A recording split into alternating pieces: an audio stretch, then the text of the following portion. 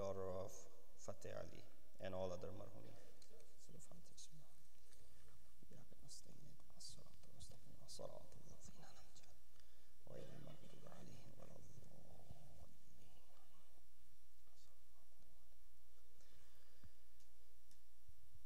أعوذ بالله من الشيطان الرجيم بسم الله الرحمن الرحيم الحمد لله الذي قصرت عن رؤيته أبصار الناظرين وعجزت عن نعته أوهام الواصفين والحمد لله رب العالمين الصلاة والسلام على أشرف الأنبياء والمرسلين خاتم النبيين وبالقاسم محمد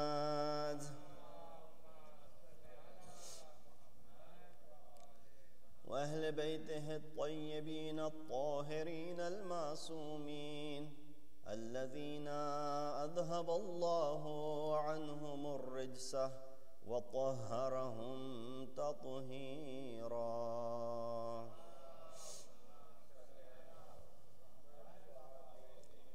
أما بعد فقد قال الله تبارك وتعالى وقوله الحق وهو أصدق القائلين بسم الله الرحمن الرحيم نون والقلم وما يسطرون ما أنت بنعمة ربك بمجنون وإن لك لأجرا غير ممنون وإنك لعلى خلق عظيم صدق الله العلي العظيم. صلوات بيجي محمد.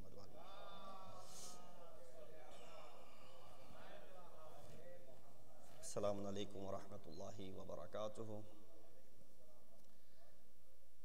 This is the second in the series of majalis. Last night we spoke in reference to our second Imam, and inshallah tonight, as it marks the wafat of the Holy Prophet Hazrat Muhammad Mustafa sallallahu alayhi wa alihi wa sallam,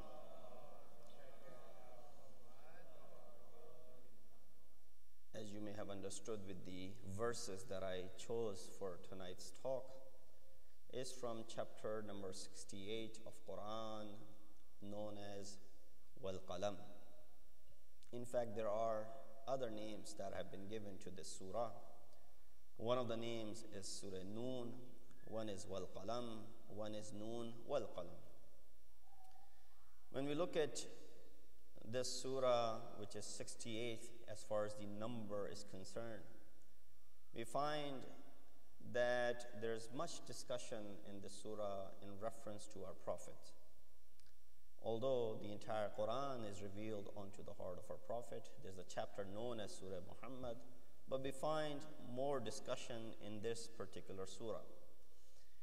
And just to begin the discussion from Quran, we look at and we find that there are many chapters that begin with the abbreviated letters or huruf-e muqatta'at. In fact, there are 29 chapters that begin with huruf-e muqatta'at. In those 29 chapters, 14 different huruf-e muqatta'at, or the abbreviated alphabets, are being used. Some surah begin with just single abbreviated letter, such as Surah Noon, such as Qaf, and a couple of other surahs. Some begin with two, such as Hamim, Yasin, Taha, and so on and so forth. Some begin with three, such as Alif Lam Mim, Alif Lam Ra, and so on and so forth. Some have four, such as, when we look at Alif Lam Mim Ra, and there are others as well. And there's one which has, there are a couple, but there's one which has all five in single, which is Surah Maryam, Kaf, Ha, Ya, Ain, and Swad. So you find that these are different abbreviated alphabets and letters that have been used by Allah subhanahu wa ta'ala in the beginning of these chapters, what is the purpose behind it. We do not know the meaning of it, because no matter which tafsir or Quran or the translation you pick up, usually these alphabets are translated as is. So if when you pick up Surah Noon, chapter 68, it will say Noon. It will not say what this Noon means. Maybe you'll find in tafsir as to what it may reflect towards. But this is something, this is an ilm which we are unaware of, and we do not have, thorough knowledge about it. And so it has been kept secret, and there must be something behind it which we will find out when ilm will be available to us. But nonetheless, these surahs do begin with these abbreviated letters, and you find that one of the reasons why Allah subhanahu wa ta'ala chose these certain chapters, and you find majority of them to be, smaller chapters, although there are certain bigger chapters that also begin with it. But there are chapters in Quran that are either Makki or Madani. But there are certain chapters in Quran which are Makki, but they have verses that were revealed in the city of Medina. Similarly, you have chapters that are known as Madani, that they were revealed initially in Medina, but there are certain ayat in them that were revealed in Makkatul Mukarramah. Similar is this Surah Qalam, that you find that although it is Makki in its tone, and when you pick up Quran, it will say Surah Noon Makkiyah, but there are certain verses in the surah, the ayat in the surah, that we find to be that which revealed in Medina as well. And that is the tone and the discussion of these ayat. So this requires, contemplation. This requires studying of Quran with thoroughness, with thoroughly discussing and contemplating over these verses. But nonetheless, these are the chapters that begin in this way. When you look at how Quranic revelation was and the way we have these Qurans in our hands, and first of all, we do not have different Qurans than other sects in Islam. You go ahead and pick up the Qurans that are found in our libraries, in our masajid, in our Imam Barga, or pretty much majority of them are the ones that were printed in Kingdom of Saudi Arabia. So the same Quran is being used over here. So nobody say that Shias have a different version of Quran. That is not the case. That's being said, we look at that there isn't an ayat which has been increased or decreased. In fact, our ulama believe that not even a harakat had been added or decreased as far as Quran is concerned. So the way it was revealed onto the heart of Rasulullah, how he taught it to those who scribed this Quran, is the same way that has been received by us. So there isn't any alteration or tahrif, because Allah subhanahu wa ta'ala himself is making this claim by saying, Inna nahnu nazzalna dhikra wa inna lahu lahafidhun. So therefore, this Quran is protected from any sort of fabrication. But when we look at, specifically this chapter or the chapters, how they're mentioned, you'll see that the order is Surah Fatiha is number 1. Then you have Surah Baqarah. Then you have Surah Ali Imran. Then you have Surah Nisa. Then you have Surah Ma'idah. We count up to 5 and then we sort of stop, because we only have the memory up till the 5. Then you have An'am, you have Anfal, you have it goes on, and so on and so forth. But you find that this is the tartib, the way Prophet placed it. But that is not the tartib how it was revealed. And we all know, every child pretty much knows, that the first revelation onto the heart or onto our Prophet when Jibreel Amin came down was not Surah Fatiha.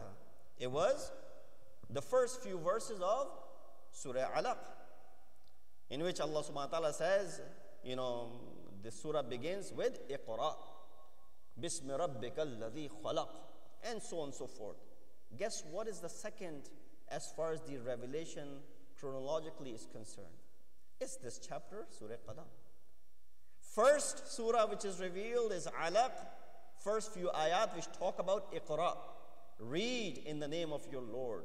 The second surah in that order which was revealed, although placed at number 68, but the order in which it was revealed was Surah Qalam. Hence you understand the importance that Islam wants to emphasize on the fact how important it is to read and write. The emphasis is from the very beginning how important it is to educate yourself. The Quran, which is being revealed onto our Prophet for this ummah, tells us first and foremost to read. Not just to Prophet, but to all of us. And then the second surah which is being revealed is what? Qalam. To use this qalam to write. So these are two means of education, through reading and through writing as well. So we look at this surah which begins with Noon, wal qalami wa ma yasturun. Noon, by the pen and that which you write with this pen. Ma anta bi ni'mati rabbika bimajnoon. By the grace of Allah, O Prophet, you're not insane. And then it says, wa inna laka la'ajran ghayra mamnoon. Indeed, you have this ajr from Allah subhanahu wa ta'ala, which is ghayra mamnoon, which is everlasting, which will never end. Wa innaka la'ala khuluqin azim. And indeed, O Prophet, you are at the highest standard of morality.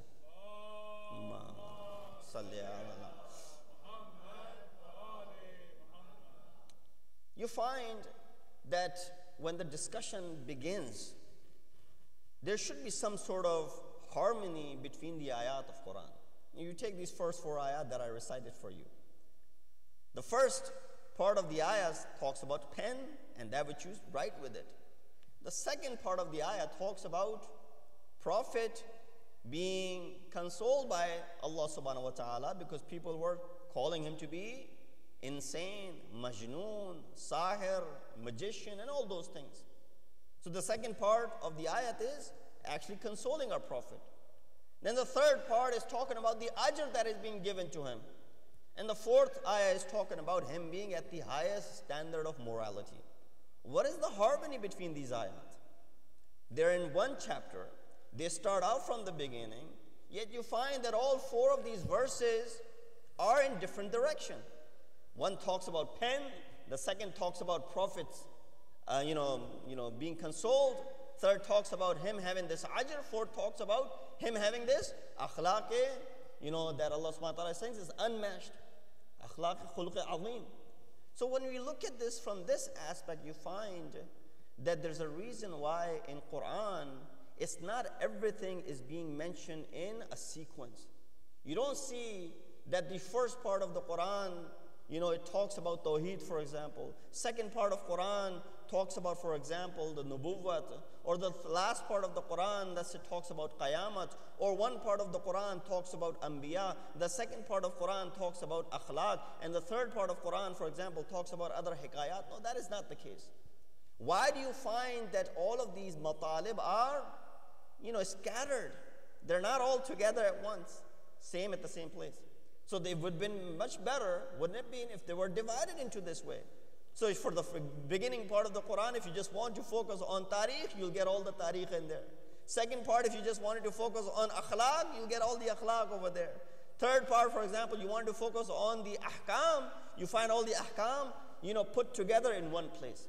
That is not the case when it comes to Quran.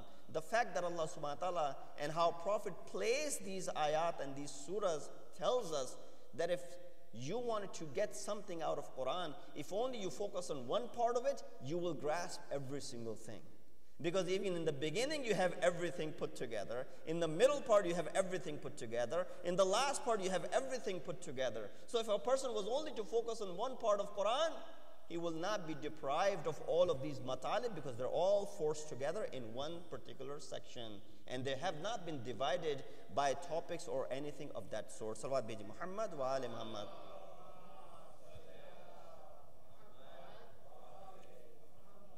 With that said, we see that as to what is the importance of this qalam and how does that have to do with the fact that Allah subhanahu wa ta'ala in the very next ayah says to a prophet that with the grace of Allah, you are not majnoon.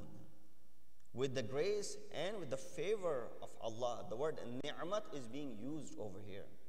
Indeed, our prophet, enjoys that status, that place where he's Khatimul Anbiya, that he's Sayyidul Mursaleen, and he attained all of those statuses from Allah subhanahu wa ta'ala. So we see that as to what's the harmony between this qalam and him being addressed as Majnun. There may come a time in the history that Prophet in one time in his life may ask his companions to go ahead and bring me a pen and a paper so that I may write something for you, after which you will not go astray. And so maybe someone will rise up and say that this man has gone mad and illness has taken over him. Hasbuna kitabullah. So it could be the reference towards this qalam and Prophet being addressed as Majnoon. Although there may not be any harmony at the time when it was revealed, but it indeed is reflecting towards the time where there be a person who stands up and says that to Rasulullah. But nonetheless, that claim of Hasbuna Kitabullah is indeed a false claim. Why? Because Quran itself could not be enough. It always requires a hadi. It always requires someone to go ahead and explain this to us. If this Quran was enough, then the 5-time prayers that we perform on a daily basis, we would not be able to perform that. Why? Because it doesn't say anywhere in Quran how to perform this salat. That very basic ibadah that everybody performs and learns from the very beginning. All it says in Quran is aqimus salat. All it says in Quran yuqimun salat. All it says in Quran aqamas salat. Different conjugatives of the word qum or aqama is been mentioned just to say establish the prayer. But nowhere does it say how to establish the prayer. And therefore you need someone to explain the fact as to how do we perform this very basic ibadah that Allah subhanahu wa ta'ala has made obligatory upon us. Salawat Beji Muhammad wa ali Muhammad.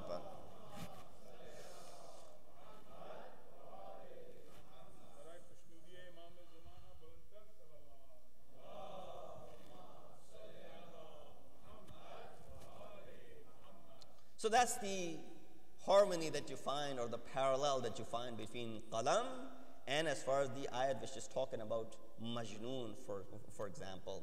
And then you move forward, Allah subhanahu wa ta'ala says, وَإِنَّ لَكَ لَعَجْرًا غَيْرَ مَمْنُونَ. But before we close out this chapter on qalam, we find that qalam is something which people at that time did not understand.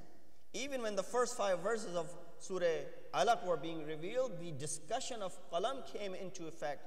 اقرأ بسم ربك الذي خلق خلق الإنسان من علق اقرأ وربك الأكرم الذي علم بالقلم علم الإنسان ما لم يعلم. That Allah taught mankind with qalam. So the learning aspect of qalam was not understood at that time. But later on, as history progressed, how we understand that how important this qalam is. Why? This qalam is something which connects madi with present. That past that went by, we would not have known anything of that past if it was not for this qalam and things were not documented for us. Yes, then we need to go ahead and figure out that what is correct, what is authentic, what is not authentic. And therefore, this qalam, then you understand the importance of it. And one more relatively relevant thing as far as this qalam is concerned, we find in the kalam of our own Prophet, Hazrat Muhammad Mustafa sallallahu alayhi wa sallam.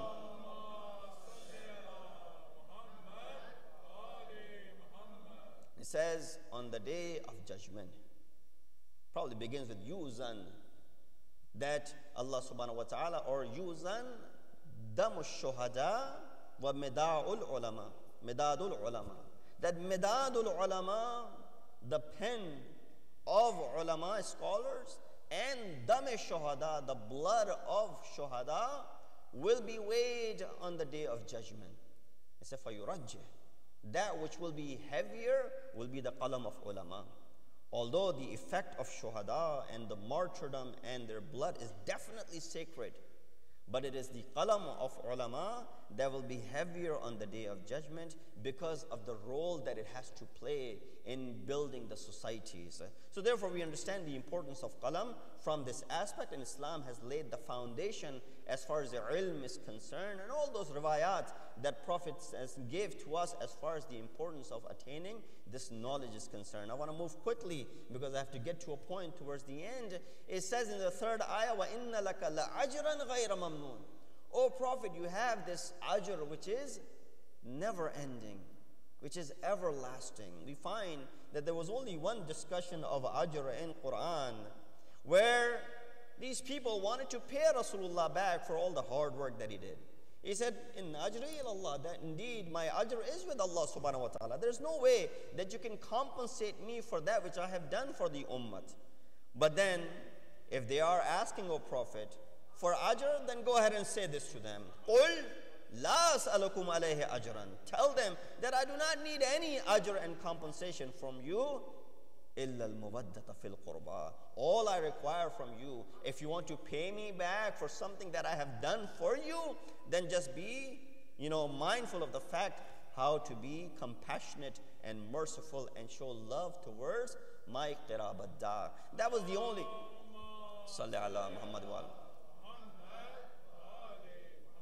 And if you can connect these two things, you find the 23 years of hard work of Rasulullah, which obviously has no price tag. But if there was any price tag for all what Prophet had done, was this, that قُلْ لَا أَسْأَلُكُمْ عَلَيْهِ أَجْرًا إِلَّا الْمَوَدَّةَ فِي الْقُرْبَى. That all I want in return, if you want to do something for what I have done for you, just be mindful of the fact that how you take care of my Ahlul Bayt, how do you deal with them after me. This is ajr-e risalat for what I have done for you. There's no other way of paying me back. This would be the only way that you could actually try and do your sa'i if you want to pay me back. And lastly, it says, وَإِنَّكَ لَعَلَى خُلُقٍ عَظِيمٍ.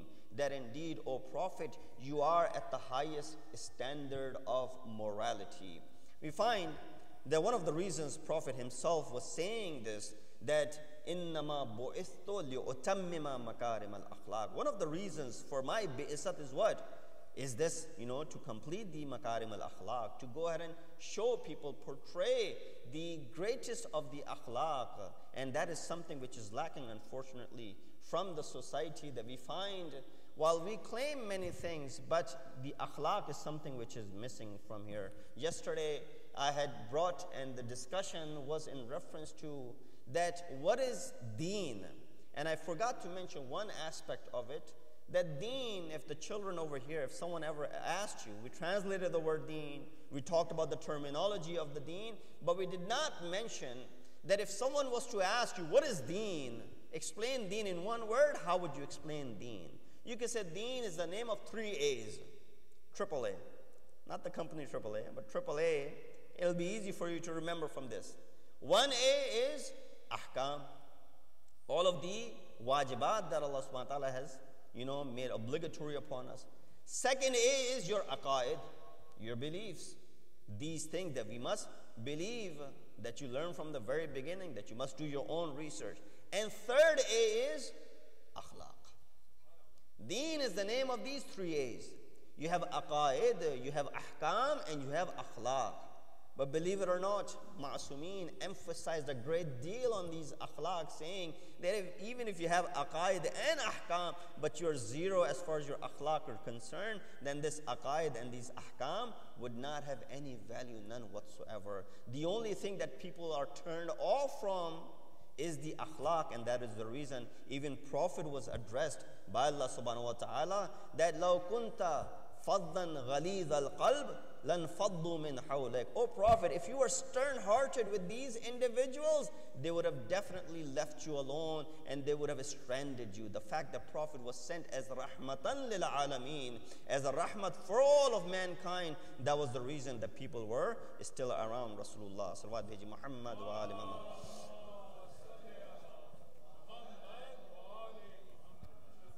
So the discussion over here is very important as far as the akhlaq of Rasul is concerned. We find on numerous occasions those stories that we have read growing up, how Prophet portrayed that, meticulous, that, something which we cannot even compare, those sort of akhlaq growing up. How Prophet dealt with these individuals, that when Prophet is going for propagation and the people of Taif are treating him the way they had treated him. And this is the point where Prophet is spoken with Jibreel, and Jibreel comes and says, "Oh Prophet, these people have harmed you. If you order, I will go ahead and destroy this city." Prophet said, "That is not the reason that I have been sent forth over here. I've been sent as rahmah, so I will remain as mercy for these people. Oh Allah, these people do not know. Give them the knowledge so that they may understand." So in fact, Prophet is making dua on behalf of these individuals. And there were people that were close to Rasulullah. Amongst them was Abu Dhar. That one day Abu Dhar finds Rasulullah to be sitting in masjid with Amir al-Mu'mineen. He finds this opportunity to go ahead and learn something from Rasulullah. So he enters the masjid after saying salutations. He said, "Oh Prophet, teach me something which will be beneficial in this life as well as in the hereafter." Then there's a lengthy hadith that Prophet teaches Abu Dhar. Many faraz and many aspects of that hadith have been mentioned before. There's been a lot of tashri and commentary done about it. Prophet mentions one thing after another. He said, "Oh Abu Dhar, take 5 things. Ikhtanim khamsan qabla khamsan. Take 5 things before 5 things come over you." One of them is what? He says, "Shababaka qabla haramik." Your shabab, your youth years before this old age comes upon you. It's ironic that we see as old people get, they want to look young and young. And when we are young, we try to portray ourselves as if we are very old. This is something that just runs in everyone. So as you're aging, you want to make sure and you want to look the youngest as possible. There's nothing wrong with it to show yourself to be young at heart. Prophet is saying, "Ikhtanim khamsan qabla khamsin." Make it to be ghanimat, that these 5 things. One of them is your youth years. You don't want these years to pass by and not realize. Then at the next stage, you will be focusing and saying, "How I wish I had done many things when I was younger." And then he says, "Sihataka qabla suqmik." Make sure that you utilize your health before you become sick. He says, "Hayataka qabla mautik." Your life before what? Before this maut takes upon you. Shughlaka qabla firaqik. Firaqaka qabla shughlik. That free time that you have in your possession at the moment before you become occupied with all the things that are in your surrounding. So these are some of the ahkam that Prophet taught Hazrat Abu Dhar. When Prophet went to this Mi'raj, and when he ascended, and when he was visiting all of these different places, there's a discussion that happens between our Prophet and Allah subhanahu wa ta'ala. And that whole hadith of Mi'raj is mentioned in Al-Irshad al-Daylami. The entire hadith is there. It's a very lengthy hadith. In fact, there's so many nuqat akhlaqi in there that I'm sure ulama visiting over here may have discussed it. One segment of that hadith, which is a lengthy hadith, Allah subhanahu wa ta'ala addresses our Prophet as Ahmad. Because his name on Arsh is what? Ahmad. He's known as Muhammad over here, but he's known as Ahmad over there. So he said, "Ya Ahmad, hal tadri?" "Oh Ahmad, do you know? Hal tarif, do you know?" And Prophet, although he has the knowledge, but in front of Allah subhanahu wa ta'ala, he says, "La adri." I do not know. And there's nothing wrong in saying that, because when it compares to the knowledge of Allah subhanahu wa ta'ala, yes, Prophet's knowledge is nothing. Yes, he has all the knowledge in the world, but it still could not be compared that which Allah subhanahu wa ta'ala has bestowed upon him.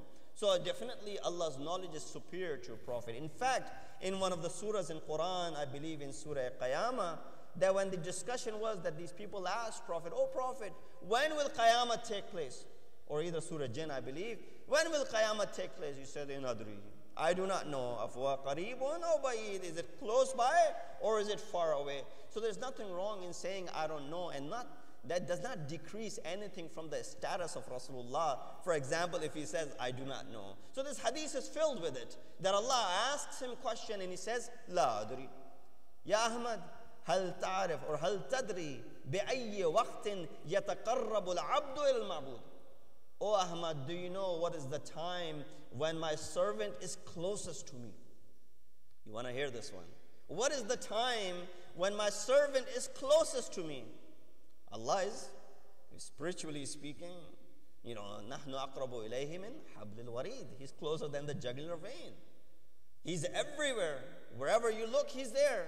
But he says, when is the time that my servant is closest to me? Yes, Allah is always close to us. When are we closest to Allah subhanahu wa ta'ala? That is something that we need to find out. When we recite the radiyatan mardiyah, the first part is okay, that we are radhi with Allah subhanahu wa ta'ala. Is He radhi with us as well or not? That is the skill, that is the important part of it. He said, بِأَيِّ وَقْتٍ يَتَقَرَّبُ الْعَبْدُ. He says, لَا أَدْرِي. Oh Allah, I do not know. Then Allah responds, إِذَا كَانَ جَائِعًا أَوْ سَاجِدًا. time when he's empty stomach and when he's prostrating. When he's in the halat of sajda and he's empty stomach, that is the time my servant is closest to me. So just imagine the importance of performing sajda during the month of Ramadan. Those sujood that you perform. Those sujood that you perform in the month of Ramadan while you're in the state of, fasting. You're hungry. So that's the time this abd is closest to me. So that is the time when you're close to Allah subhanahu wa ta'ala. Definitely there will be acceptance of what you are going to ask from Allah subhanahu wa ta'ala. So going back to khulq azim, the adab that Prophet is teaching, he says, خَيْرُ مَا وُرِّثَ الْآبَاءُ الْأَبْنَاءُ الْأَدَبُ. The best inheritance that any parent or any fathers could leave for their children is what? Al-adab. Adab is the best of the inheritance. Because all the other inheritances, they will perish after a while. But if you leave children well trained with the adab, that is something which is considered to be khairun ma warratha, the best of the virathat. And that's why our sixth Imam, Imam Jafar as-Sadiq alayhi salatu wasalam, also said if you had 2 days left in your life, that's all there was, 2 days left in your life, what would you do? I'm sure this question may have come up.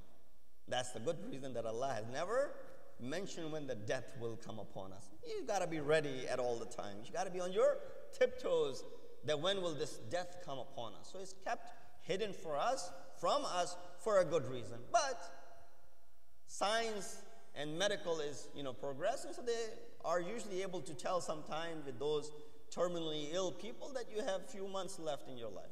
You have few weeks left, for example, in your life. But if it's the grace of Allah subhanahu wa ta'ala, even those people end up surviving longer. But majority of the time, what they have said is usually something that happens. So let's imagine there are 2 days left in your life.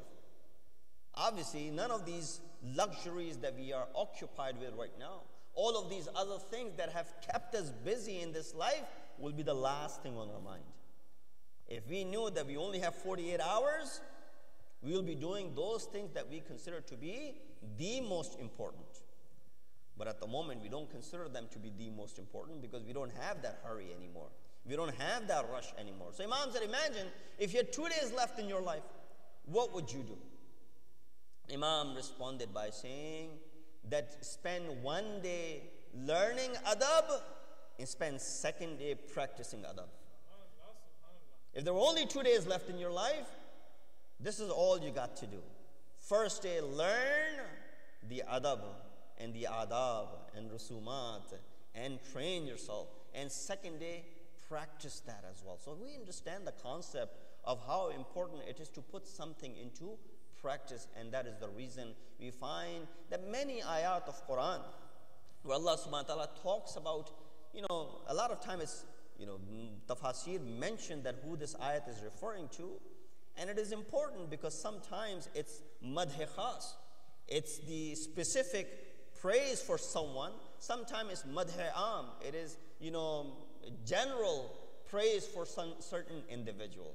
But if you do not know who it is referring to, then obviously this is where the problem lies. For example, it says in Quran, the very famous ayah, إِنَّمَا وَلِيُّكُمُ اللَّهُ وَرَسُولُهُ وَالَّذِينَ آمَنُوا, that your Mawla is Allah, and your Mawla is Rasul, and your Mawla is those who brought Iman.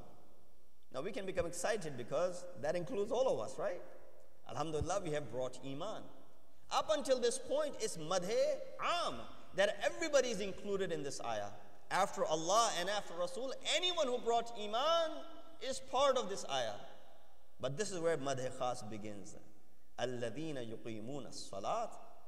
Amanu alladhina yuqimuna as-salat.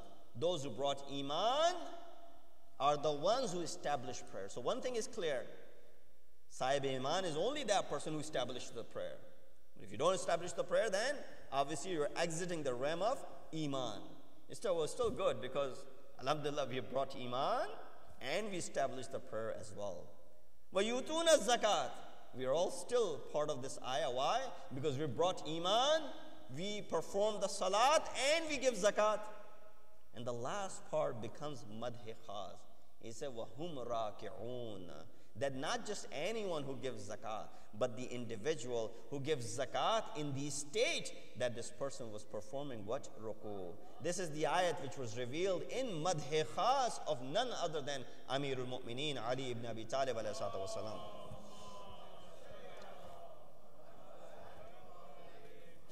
Similarly, when you look at the discussion in Surah Dahr, this is again one of those chapters that has multiple names. In fact, all of the names of this surah are mentioned in the very first ayah. Bismillah ar-Rahman ar-Rahim. Halata ala al-insani hinun min ad-dahri lam yakun shay'an madhkura. That there was a time on insan that he was not even worth mentioning. So this surah is known as Halata. The surah is known as Insan. And the surah is also known as Dahr. So if someone was tricking you, they may ask you, can you find Surah Dahr in Quran? And you might be looking and you don't find Surah Dahr. Why? Because in certain Qurans it's mentioned as Halata. In certain Qurans it is mentioned as Al-Insan. So they may be tricking you. It's chapter number 76. So just so you know, Halata, Insan, and Dahr. All three are the names. You find that there's certain there's praise in this surah for a certain individual. But if you don't know, you may have memorized the surah, but you do not know who are being praised in this surah, then what is the worth of this memorization of yours? There's a concept that is being mentioned. You might say, well, Moulana, you come from New Jersey, you know, there's a proposal for our daughter, for so-and-so. Do you know that family? And I say, yes, alhamdulillah, I know that family. I always see them in masjid. They come, they're very good. The child is good, you know, the boy is, you know, practicing. All the good or bad that I know about him, I'm allowed to reveal it to you. Why? Because it's a marriage proposal. This is where it's not considered to be what? Ghiba. You can go ahead and, in fact, if you hide something, you're doing khiyanat. You should be able to explain it. But if a person was generally inquiring about someone, then obviously at this moment, I have to go ahead and cover. I have to hide many of those things that I should not be revealing if I knew about this individual. But because it's the fact for marriage, then I can go ahead and say it. But imagine you ask me, Moulana, do you know so-and-so? And I say, yeah, I know him very well. He eats and he drinks. Not drinks in the sense drinks water or drinks. He eats. Khana khata hai aur pani pita hai. You'd be like, Moulana, you got to be more specific than that. Because everybody eats, everybody drinks, liquids, fluids. This is not something which we are looking for. We're looking for the sirat of this individual. How does this person look? What his akhlaq are like? What does he do? How is he with people? That's what we're looking for. So no, he eats. You'll start laughing. There'll be smirk on your face. But when Quran explains us in reference to certain individuals, we don't laugh. We ask, oh Allah, explain to us Hazrat Isa and Hazrat Maryam, salamullah alayhim. What does Allah subhanahu wa ta'ala says? Kana yakulani ta'am. Those two used to eat. Now nobody's laughing. Why? Because it's the ayat of Quran. Oh Allah, can you tell us more features of Hazrat Isa? Other stuff, characteristics of Hazrat Maryam? All it says, Kana yakulani ta'am. Amongst the features that are mentioned is what? Those two used to eat. He said, why this feature? He said, because there will come a time when people will start associating them with Allah subhanahu wa ta'ala. Therefore, let it be known, the sifat of Allah is, Huwa yut'imu wa la yut'am. He feeds, but he does not require any feeding himself. That is sifat khas of Allah subhanahu wa ta'ala. But when he says, Kana yakulan ta'am, let it be known that these two individuals used to eat. Therefore, they were not uluhiyat. They did not have uluhiyat, or they were not supposedly, as some people consider them to be khuda, or some people consider them to be part of khudai of Allah subhanahu wa ta'ala. So though that's the reason they used to eat. So here we see that Allah subhanahu wa ta'ala kept this sifat of eating to himself. Huwa yut'imu وَلَا يُطْعَمْ. He feeds, but he does not require feeding himself. But then he broke this exception and he left it for another set of individuals. When he says, يُطْعِمُونَ الطَّعَامَ عَلَى حُبِّهِ مِسْكِينًا وَيَتِيمًا وَأَسِيرًا. There are certain other individuals as well. Not only that Allah huwa yut'imu wa la yut'am, but they also feed others, miskin and yatim and asir, although they have the hubba of these things themselves. Salawat biji Muhammad wa ala Muhammad.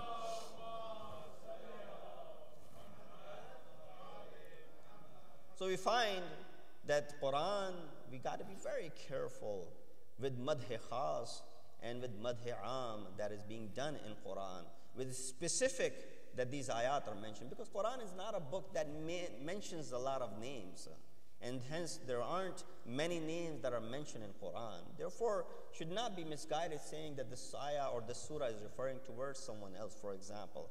And that's something when we see that Prophet of Islam, when he's delivering this message, how honest he is in delivering this message. It could only be someone who had already received all of Quran onto his heart prior to these revelation in the 23 years. And that is the reason when he said, Inna anzalnahu fi laylatin mubarakah, or Inna anzalnahu fi laylatil qadr, that entire Quran was revealed onto the heart of Rasulullah. And that was the reason when ayat were being revealed, Prophet would say, leave the surah open because it has not been completed yet. Surah Baqarah still has many ayat to go, in fact 286 of them. So the surah will continue even when we migrate, for example, from Makkah to Medina. And so these ayat will continue to come. And therefore you find that many of these surahs, if only a person who has the knowledge as to what the entire surah is like is the one who is able to put them together. And whenever the last ayat was revealed, then Prophet would tell those individuals, now you can close this surah because it has been completed. Now start with the second surah, or now start with the third surah. So this can only be done when a person has the knowledge of the entire book himself. And that is the heart of our Prophet, Hazrat Muhammad Mustafa sallallahu alaihi wa alihi wa sallam.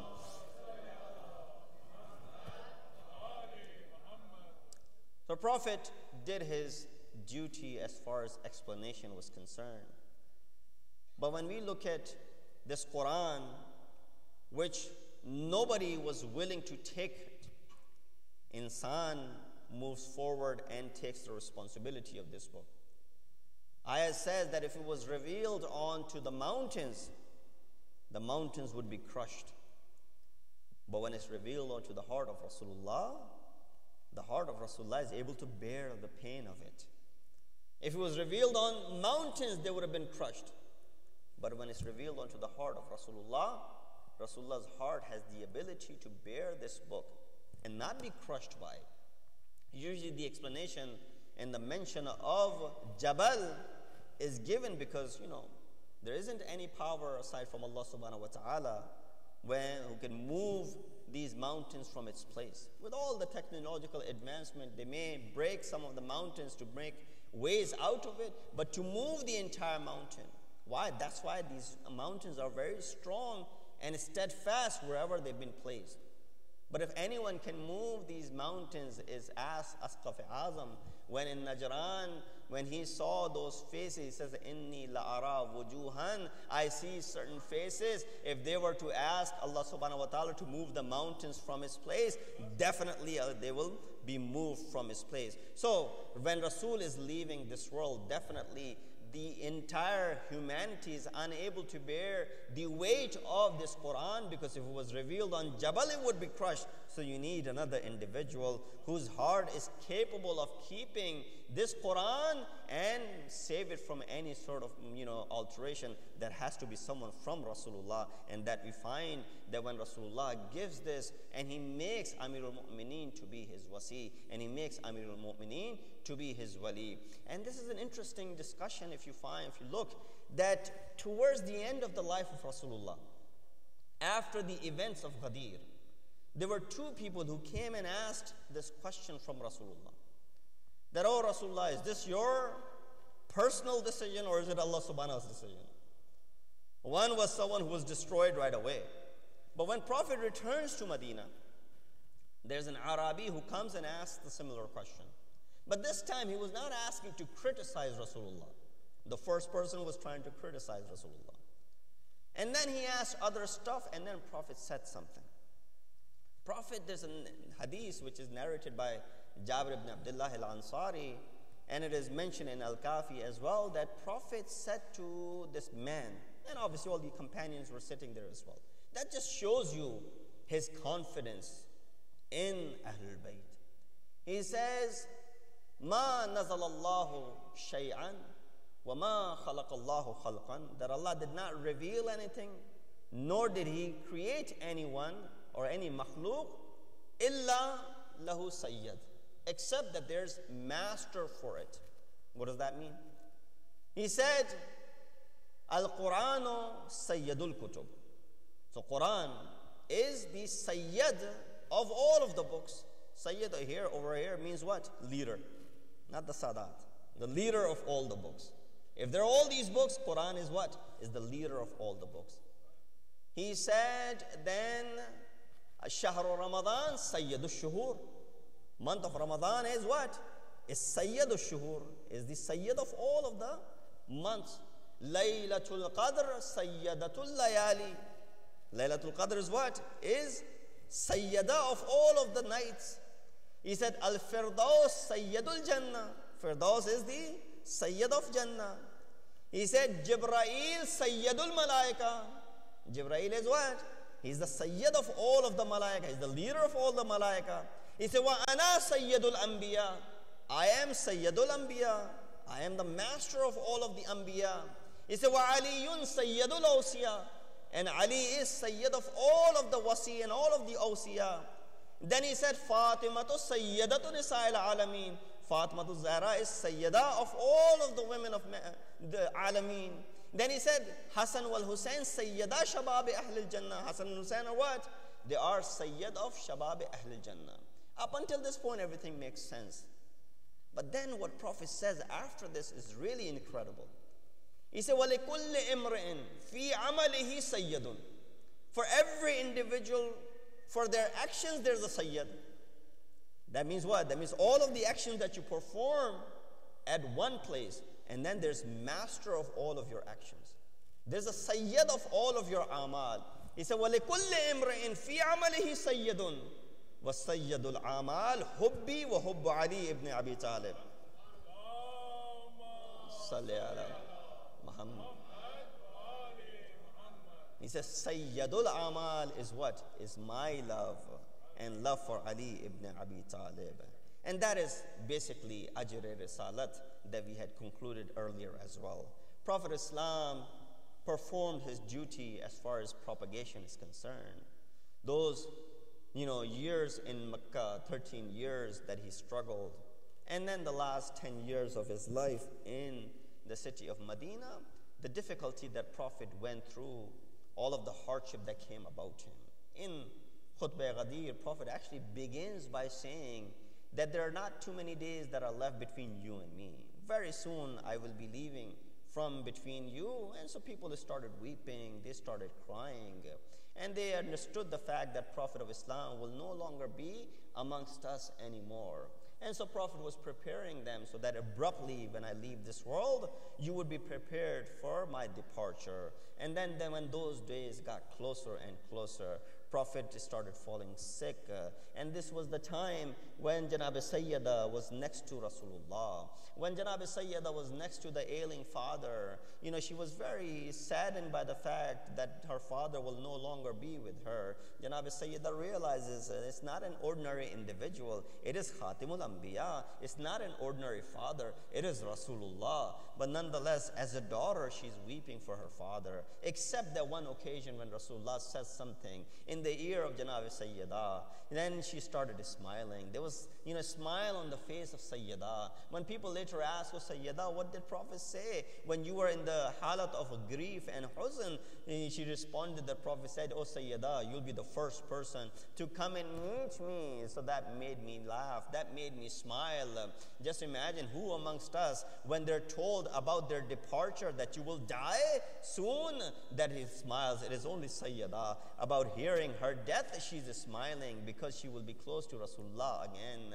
But we see that when Janab Sayyida was treating her father, she was sitting with the ailing father. She hears that someone is knocking on the door. She said, who is this person that would not go away and is coming at this moment when I want to spend these moments with my father? Then there was knock again and again. Rasulullah opened his eyes and he said, O Sayyida, O Fatima, this is only the respect for your door that Malakul Maut is asking idhn dukhul. Malakul Maut does not require permission to enter any house. It is only the sacredness of your house and your door that Malakul Maut is asking the permission. The same door, the Janab Sayyida's door, upon which fire was brought, the same door upon which Rasulullah used to say, Assalamu alayka ya Ahl Bayt al-Nubuwah, the same door which was brought down on Janab Sayyida. She says, Oh Rasulullah, I realize this fact that it is Malakul Maut who wants to take your ruh away. We see that there are two daughters who lose their fathers. One is Janab Sayyida who's losing Rasulullah. Another daughter is in Karbala, Sakina, who loses her father, Hussein ibn Ali. What is the similarity between the two and what is the difference between the two? When Rasulullah left this world, Janab Sayyida, the fire was brought to her door. When Imam Hussein left this world, fire was brought to the tents where Sakina was. When Rasulullah left, Janab Sayyida's door was brought down by which she was hurt. When Imam Hussein left this world, Sakina was struck with Taziana. And so we see that Janab Sakina was hurt by that as well. But we see that, oh Sayyida, at least with all of these calamities, your father was given a burial. Wasiyat was fulfilled. He was buried. Tajheez and takfeen were done. Namaz-e-janaza was performed. Prophet requested to be buried in the same house, in the same room. All of that was done for Rasulullah. But hi Sakina in Karbala, that after her Baba was killed and the Shahadat was attained, Janab Sakina, we see that the lasha of Imam Hussein 3 din tak us jalti hui reet pe pada raha. Are koi na tha ki jo aata Imam Hussein ko dafnata. Hatta Imam Zainul Abidin jo ki maujood hain us jagah pe, magar Imam majboor hain कि किस तरीके से बाप के लाशे को दफनाएं. अला लानतुल्लाह. हम गुनाहगार हैं, हमारे गुनाहों से दरगुजर फरमा. हमें अहले बैत अलैहिस्सलाम के नक्श कदम पर चलने की तौफीक अता फरमा. हमें इस किताब इलाही पर अमल करने की तौफीक अता फरमा. हमारे इमाम के ज़ुहूर में ताजील फरमा. हमें उनके आवान व अंसार में शुमार कर. एक दफ़ा सूरह फातिहा की तिलावत करके इन मरहूमीन की रूह को इसाल कर दें. Syed Sardar Alam Ismatunnisa Begum, doctor Mohan Rizvi, Shahjahan Begum and Roshan Rizvi. सूरह फातिहा.